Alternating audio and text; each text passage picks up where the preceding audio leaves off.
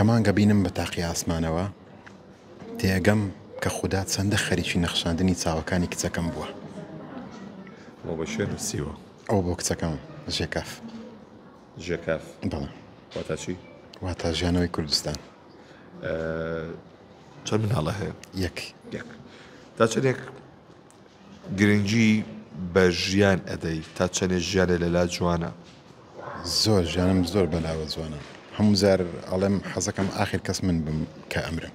ئاخر کەس ئەمەوێ زۆر بژم. هەندێک کەسانێک هەیە بەهۆی ڕووداوێکەوە بەتایبەت ڕووداوی هاتوچۆوە ئەکەونە سەر کورسی لانێ دەست دە ژیان بشۆن تۆ چۆن هیوایان پێبەخشی چیان پێڵێ؟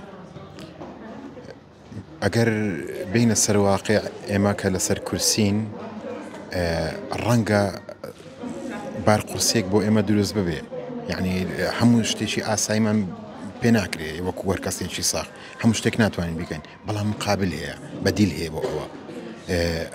بەڕەنگە من نەتوانم بچمە سەر ئەوبانە لەوێ ئیشێک بکەم، بەڵام ئەتوانم ڕێنوێنی کەسێ بکەم بینێرمە سەربان بڵێم بۆ شێوازە بڕۆ بە سەلامەتی بڕۆیت و بیتەوە. بەدیل هەیە بۆ هەر شتێک کە بمانەوێ بیکەین. دی زۆریش گرنگە هەر کەسێکی خاوەن پێداویستی تایبەت کە لەسەر کورسی بێ یان بە هەر شێوازێکی تر خاوەن پێداویستی تایبەت بێ بڕوای تەواوی بەخۆی هەبێ، ورەی دانەبەزێ بە هۆکاریەوەی کە کەمەندامە ژیان بە جوانی ببینێ وەکو هەر کەسێکی تر. ئیدی هەوڕی دڵخۆشکردنی خۆی بدە تر ئەگات بە ئامانجەکانی.